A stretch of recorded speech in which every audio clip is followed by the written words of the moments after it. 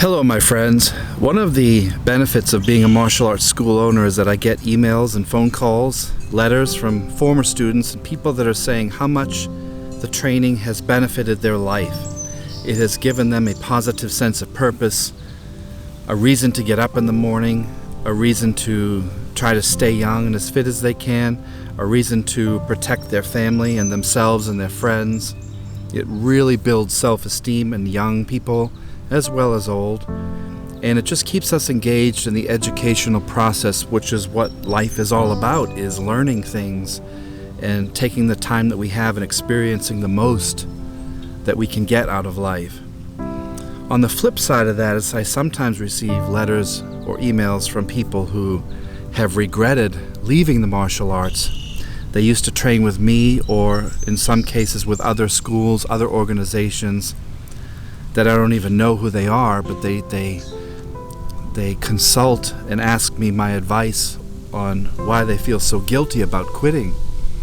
And this is regret, and regret is something that we all experience in so many areas of our lives. Think about someone you used to love and perhaps that relationship destroyed somehow, whether it's a familiar relationship or a love interest or a friendship, and you just think that you made the wrong decision, it destroyed the relationship, and you go back and you regret and you have shame and you think about what could I have done differently that might have made the outcome more positive. Could we still be together if I had said this or she said that? And it's no different with a martial art relationship. You wonder, gosh, if I hadn't have quit at my blue belt, where would I be now? That was 5 years ago. And what happens is these negative thoughts just fester inside of you, and they make it worse and worse and worse to the point where you can actually depress yourself and you lose your purpose in life, you lose your sense of meaning, and everything seems negative and dark, and there are very few beautiful sunny days like this in our mind because we're always in the rain clouds and the storms of the past. I always say that, and it's a very true thing, it's okay to regret something, but know that you can fix it.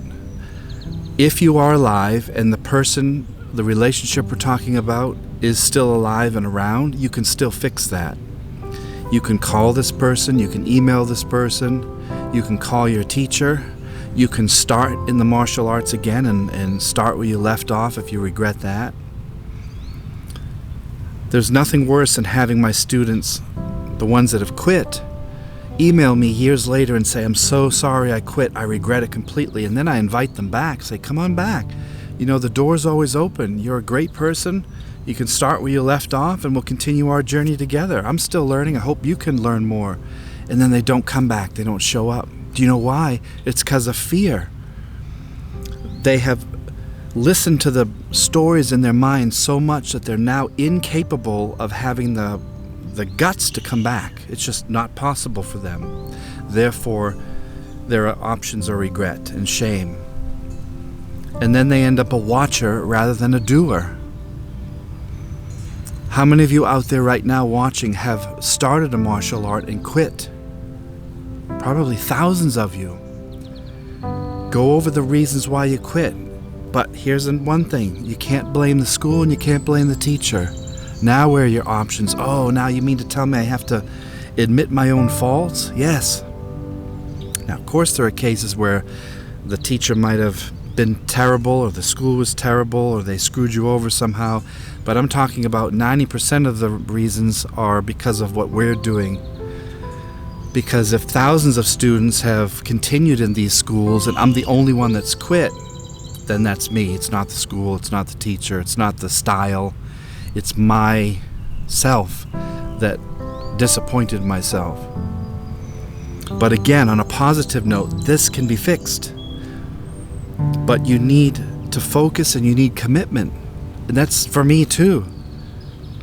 I've been doing this since I was 10 years old, and I've never stopped training, and except for the times I had injury, back surgeries where I had to take a few months off to recover. And then I got right back on the horse again. Did I have fear about going back? Of course I did. Did I have some petty jealousy about someone moving forward? Of course you get those feelings. But that shouldn't stop you. That's me. That's a weakness in me that I need to fix. But know that you can fix everything. It's all possible. But I tell you, I get phone calls from people who are like, and let me go back to someone who's beginning, who hasn't trained before. There's something going on in our society where a lot of people are just, they're afraid of commitment, completely scared to death of failure and failing themselves. So therefore they don't try anything new, or they don't stick with anything. I get calls from people that are like, I talk on the phone for them for the half an hour. They're all excited about training. I answer their questions. They're like, I'm so excited, I'll see you tomorrow night. And guess what? Some of them don't show up. After all that work, all that excitement. But what they were looking for was not training. They weren't really serious about their training. What they wanted was to get that negative feeling out of their mind by calling. So a lot of people like to prepare to do an exercise or an activity or a goal, but they really have no intention of following through with it, and that's the secret to mastery, as we know. You can start a million things, but if you don't stick with it and go into the depths of it, you're never going to be any good at it. You're going to be what's called a dabbler, someone who is like a moth flying around. They bounce from one leaf to the other, from one candle to the other. I would rather see someone do something well, one thing, than bounce around into 10 and be kind of a jack of all trades. But again, I think a lot of people, they just want to start something, and they may take one class or two classes, and then they realize how just difficult this martial art and any martial art is. And again, this isn't about martial arts, this is about life. I say the word martial art, but you can add in sport, you can add in relationships, you can add in work, mental health, physical health. Any of these things apply to what I'm talking about. But all of us have this thing in common, and that's the inner dialogue that we have. We talk ourselves out of things, and then we get excited and talk ourselves into things. And then we call that dojo and we say, I want to join, I'm so excited to join. And then when the time comes to join, you chicken out. And we revert back to our comfort zone, and we're like, I can't do it. I can't do it. I have no confidence. We don't admit that, but that's what's happening. But I'm telling you, no one cares if you're a white belt or a yellow belt or a purple belt. Society really only cares and turns their head when you say, I am a black belt. Not even a brown or a green. Most people just don't care what rank you are. But when you say, I'm a black belt, they're like, wow, that person has put in years and years of training. Now, it doesn't make you a master. A black belt is just someone who knows the basics. And then you get into the deeper trainings. But society knows there's a positive stigma there, a positive thing where people know, wow, a black belt, this person has integrity. They don't quit. They stay the game. They pass their tests. They get tried and they stay true to their goal. And they kept their word. They have integrity. They didn't lie to people. They didn't quit. No one likes a quitter. No one wants to hang around a quitter. No one likes to be around losers. And if you feel you are one of those people,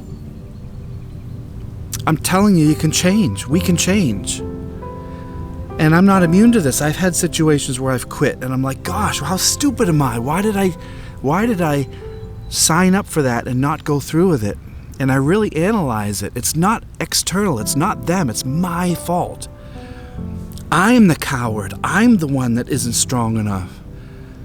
And yet I don't want to put in the effort to fix that. I'm telling you, it's changeable. It's malleable. It's movable. When I was 20, I was so deep into my training. I was obsessed with it. I was training 5-6 days a week.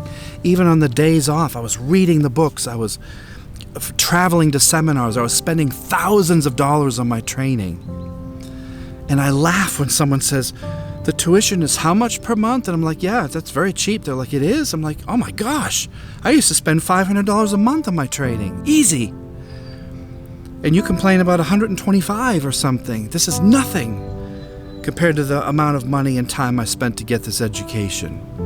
And I'm telling you, take advantage of your teachers while they're still there at your dojo, in your organization.